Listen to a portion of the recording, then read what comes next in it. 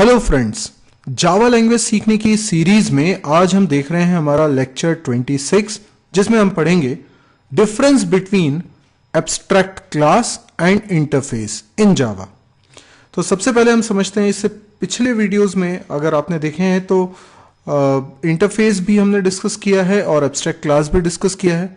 यदि आपने इससे पहले इन वीडियोस को नहीं देखा है तो मेरा सजेशन है कि पहले आप इन दोनों वीडियोस को देख लीजिए।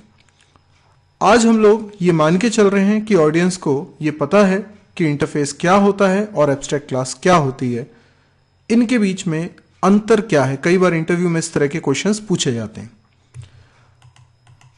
तो सबसे पहले हम इस स्लाइड में देख रहे हैं एक इंटरफेस बना हुआ है और एक क्लास बनी हुई है। अब अगर मान लीजिए मैं क्लास बनाता हूं और बनाते वक्त एब्स्ट्रैक्ट कीवर्ड लिख देता हूं इस तरह से, तो ये क्लास कहलाती है एब्स्ट्रैक्ट क्लास। जबकि इंटरफेस बनाने के लिए मुझे इंटरफेस कीवर्ड का इस्तेमाल करना होता है। तो क्लास एक क्लास है जबकि इंटरफेस क्लास नहीं है। Abstract class can have any access modifiers for members, यानी क्लास के अंदर जैसे हम मेंबर वेरिएबल्स और फंक्शंस बनाते हैं, एब्स्ट्रैक्ट क्लास में भी ठीक वैसे ही बनाएंगे। एब्स्ट्रैक्ट क्लास में भी कोई भी वेरिएबल या फंक्शन किसी भी एक्सेस स्पेसिफायर से स्पेसिफाई किया जा सकता है, यानी प्राइवेट हो सकता है, प्रोटेक्टेड हो सकता है, पब्लिक हो सकता है, या पैकेज लेवल का, यानी जिसको हम डिफॉल्ट भी कहते हैं, वो हो सकता है। लेकिन इंटरफेस के अंदर सारे मेंबर्स बाय डिफॉल्ट पब्लिक ही होते हैं, यानी उनका कोई एक्सेस स्पेसिफायर दूसरा हम लिख भी नहीं सकते। दूसरी बात यह कि इंटरफेस में आपको पब्लिक कीवर्ड लिखना नहीं पड़ता, बाय डिफॉल्ट ही सारे मेंबर्स पब्लिक माने जाते हैं। तो यह हुआ एक डिफरेंस दोनों के बीच में। अब देखते हैं दूसरा डिफरेंस। एब्स्ट्रैक्ट क्लास मे और may not contain abstract method. अब जो एब्स्ट्रैक्ट क्लास है उसके अंदर, जैसे ये एब्स्ट्रैक्ट क्लास है, इसके अंदर जरूरी नहीं है कि एब्स्ट्रैक्ट मेथड भी बनाया जाए। हो सकता है कि इसके अंदर सारे के सारे फंक्शन वेल डिफाइंड हो, लेकिन चाहें तो इसमें एब्स्ट्रैक्ट मेथड भी बना सकते हैं। यह भी हो सकता है क्लास के अंदर कुछ फंक्शंस एब्स्ट्रैक्ट मेथड हो, यानी जिनकी कोई डेफिनेशन नहीं होती उस क्लास के रिस्पेक्ट में, और साथ ही साथ कुछ फंक्शन ऐसे भी हों जिनकी डेफिनेशन हो, यानी मिक्सचर हो सकता है। लेकिन इंटरफेस के अंदर सारे के सारे function by default he abstract method होते हैं, यानी इसमें तो कोई चॉइस ही नहीं है।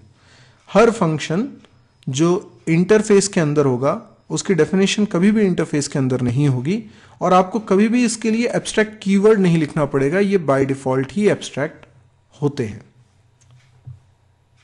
अब देखते हैं तीसरा अंतर। Abstract class can have static और नॉन स्टैटिक मेंबर्स। देखिए, एब्स्ट्रैक्ट क्लास के अंदर जो वेरिएबल्स हम बनाते हैं या फंक्शन हम बनाते हैं, वो चाहे तो स्टैटिक बनाएं या नॉन स्टैटिक बनाएं, ये हमारी चॉइस है। लेकिन इंटरफेस के अंदर जितने भी वेरिएबल हम बनाएंगे वो सारे बाय डिफॉल्ट ही स्टैटिक होते हैं और फंक्शन कोई भी स्टैटिक नहीं होता, यानी अच्छा, इसके लिए भी हम स्टैटिक कीवर्ड लिखने की जरूरत नहीं है। फंक्शन को तो स्टैटिक बना ही नहीं सकते, function by default non static ही होते हैं। यानी जो फंक्शंस होते हैं वो एब्स्ट्रैक्ट मेथड होते हैं, पब्लिक होते हैं और नॉन स्टैटिक होते हैं। जबकि जो वेरिएबल्स बनते हैं वो स्टैटिक ही होते हैं, उसके लिए आपको स्टैटिक लिखने की भी जरूरत नहीं है। तो interface can have only static member variables. अगला डिफरेंस है कि एब्स्ट्रैक्ट क्लास में किसी वेरिएबल को हम फाइनल बना भी सकते हैं और ना भी बनाना चाहें तो ना बनाएं। लेकिन इंटरफेस के अंदर हर वेरिएबल फाइनल होता है, यानी एक बार जो उसमें वैल्यू इनिशियलाइज हो गई उसके बाद वो कभी भी चेंज नहीं हो सकती। तो बाय डिफॉल्ट ही सारे वेरिएबल्स फाइनल होते हैं इंटरफेस में।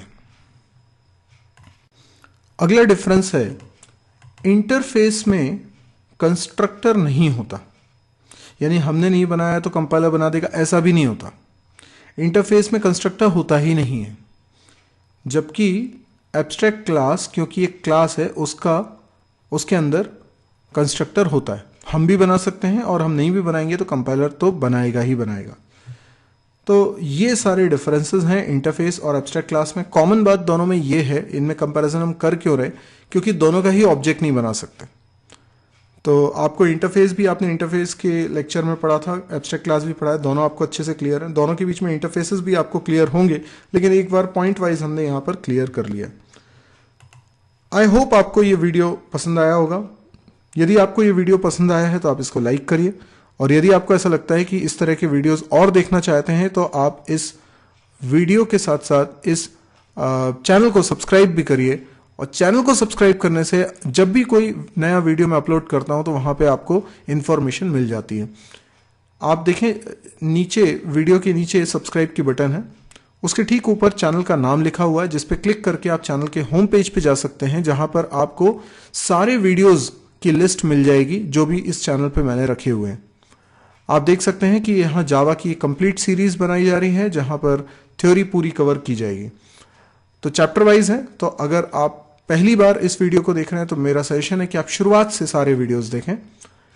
इसके अलावा यदि आपको लगता है कि मेरे और भी दूसरे चैनल्स में आप इंटरेस्टेड हैं, दूसरे सब्जेक्ट्स भी पढ़ना चाहते हैं, जैसे C plus plus, PHP, data structure और भी दूसरे, इन सब की जानकारी, इन सब के लिए अलग अलग जो यूट्यूब चैनल्स हैं उनके लिंक की जानकारी आपको मेरी वेबसाइट पे मिलेगी mysirji.com।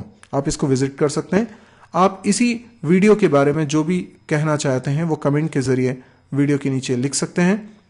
इसके अलावा यदि आपको लगता है कि ये आपके लिए बहुत यूजफुल था और भी दूसरे लोगों को इससे बहुत फायदा मिलेगा, कारण पहला तो ये हिंदी में है, दूसरा ये सिस्टमैटिक चैप्टर वाइज दिए हुए हैं, तो अगर आपको लगता है ऐसा कि ये दूसरे को भी फायदे देगा तो आप फेसबुक वॉल पे, अपने फेसबुक पेज पे इसको जरूर शेयर करिए ताकि ज्यादा से ज्यादा लोगों तक पहुंचे।